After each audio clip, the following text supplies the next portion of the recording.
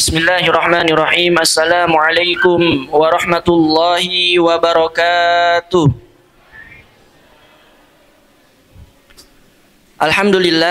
Alhamdulillahilladzi hadana li hadza wa ma kunna linahtadiya laula an hadanallah. Asyhadu an la ilaha illallah wahdahu la syarika lah wa asyhadu anna Muhammadan abduhu wa rasuluhu la nabiyya wa la rasula ba'dah. Allahumma la ilma lana illa ma 'allamtana wa 'allimna ma yanfa'una wa zidna ilma. Allahumma la sahla illa ma ja'altahu sahla wa anta taj'alul hazna idza syi'ta sahla. Allahumma arinal haqqa haqqa warzuqna tibaa wa arinal batila batila warzuqna ijtinaba.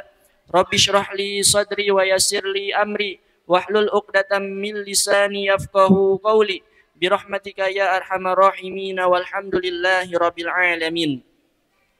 Ma'asyiral muslimin, jamaah Masjid Al-Islam yang mudah-mudahan senantiasa diberikan keberkahan oleh Allah Subhanahu wa taala, senantiasa dilimpahkan kenikmatan oleh Allah Subhanahu wa taala, dikuatkan dan diistiqomahkan untuk senantiasa melaksanakan ibadah khususnya pada bulan suci Ramadan ini, dan mudah-mudahan apa yang kita laksanakan, apa yang kita kerjakan senantiasa mendapatkan ridha dari Allah Subhanahu wa taala.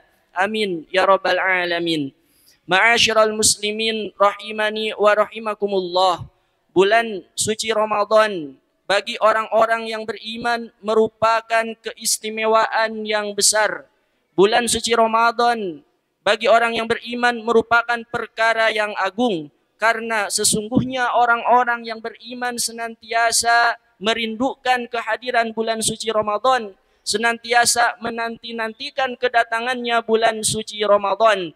Orang yang beriman yakin bahwasannya bulan suci Ramadan merupakan musim keberkahan-keberkahan. Bulan suci Ramadan merupakan musim kebaikan-kebaikan yang banyak, keistimewaan-keistimewaan yang agung, yang mana bulan suci Ramadan ini berbeda dengan bulan-bulan yang lainnya.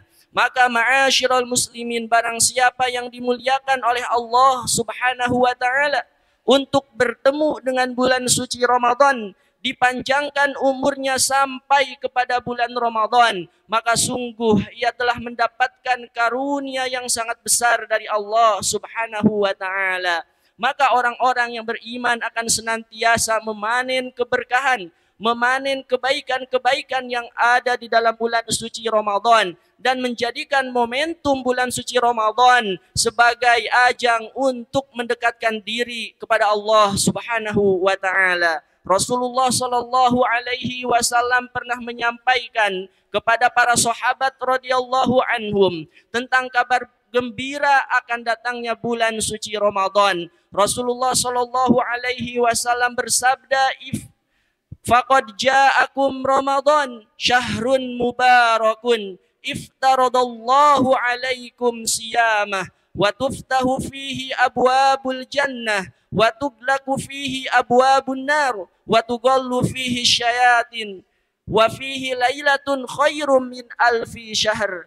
Sungguh telah datang kepada kalian bulan suci Ramadan. Ini merupakan ucapan gembira yang disampaikan oleh Rasulullah sallallahu alaihi wasallam kepada para sahabat radhiyallahu anhum, kepada kita dan kepada seluruh kaum muslimin. Syahrun mubarakun, bulan yang diberkahi oleh Allah Subhanahu wa taala. Iftaradallahu alaikum siyamah, diwajibkan kepada kalian untuk melaksanakan ibadah puasa.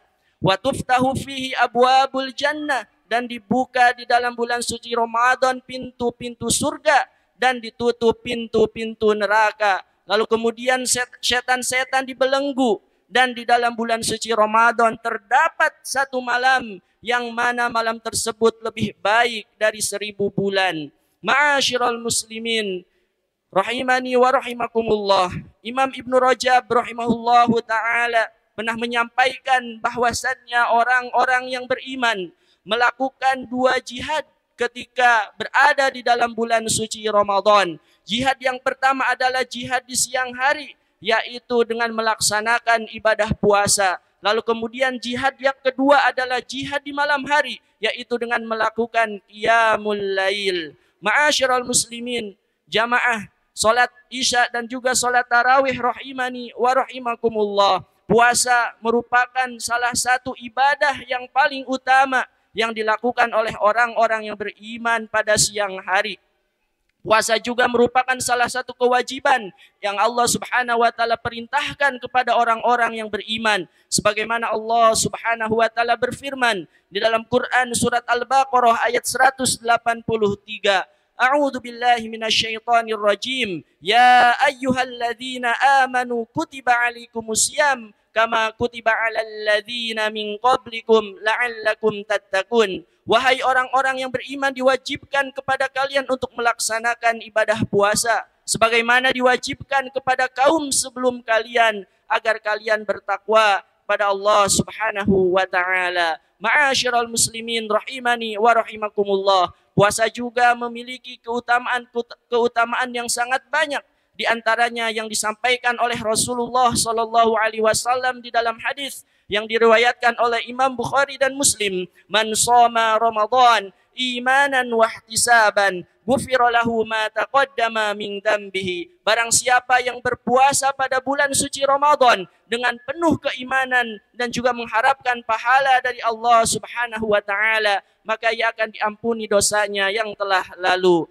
Tapi ingat ma'asyiral muslimin, puasa bukan hanya sekedar menahan lapar dan dahaga saja, akan tetapi puasa juga menahan dari segala perbuatan-perbuatan yang diharamkan oleh Allah Subhanahu wa taala. Rasulullah sallallahu alaihi wasallam bersabda, "Rubba shaimin haddu min siyamihi illa al-ju' wal atas." Betapa banyak orang yang berpuasa tidak mendapatkan puasanya kecuali hanya lapar dan dahaga saja.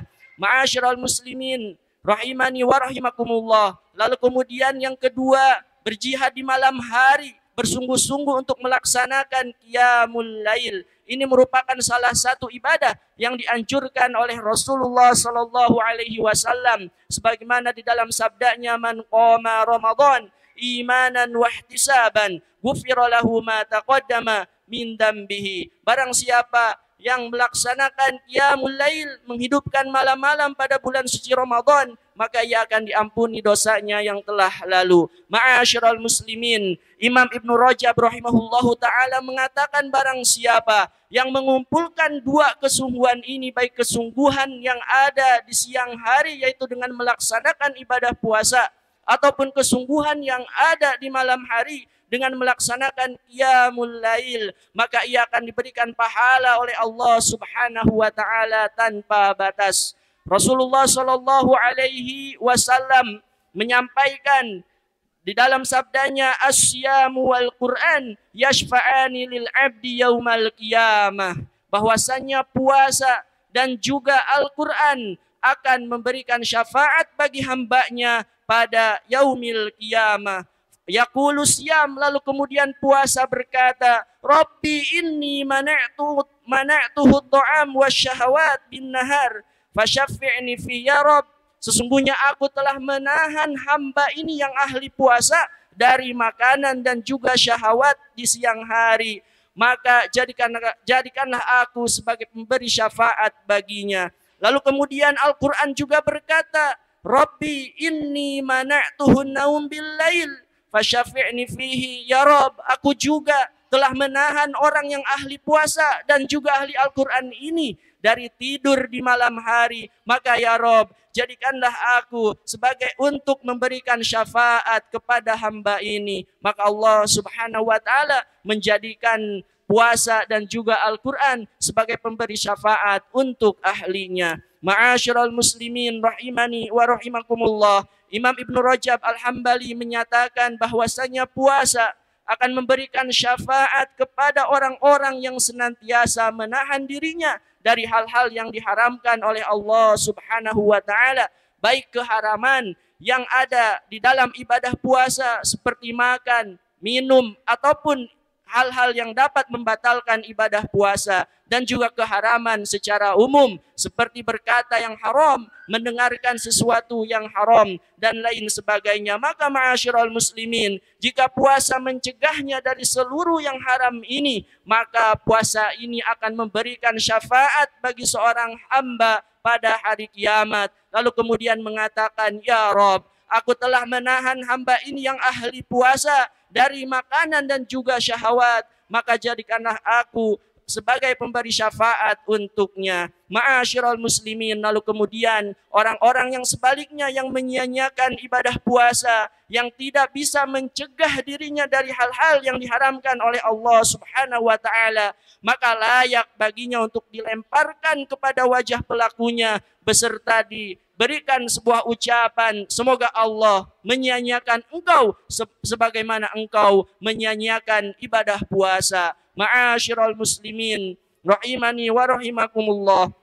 Sebagian ulama salaf mengatakan bahwasannya jika seorang mukmin akan meninggal dunia, lalu kemudian dikatakan kepada malaikat, wahai malaikat, ciumlah aroma kepalanya. Lalu kemudian malaikat mencium aroma kepalanya, lalu kemudian mengatakan, aku mendapati di dalam kepalanya Al-Quran. Lalu kemudian dikatakan kepada malaikat, ciumlah aroma hatinya. Lalu kemudian malaikat mencium hatinya, lalu kemudian mengatakan, aku mendapati di dalam hatinya siam. Lalu kemudian dikatakan kepada malaikat, ciumlah kedua telapak kakinya. Maka malaikat menciumnya dan berkata, aku dapati di kedua telapak kakinya qiyamul lail. Maka dikatakan, orang ini telah menjaga dirinya sebagaimana Allah Subhanahu wa taala, dan Allah juga akan menjaga dirinya. Ma'asyiral muslimin, demikian juga Al-Quran akan memberikan syafaat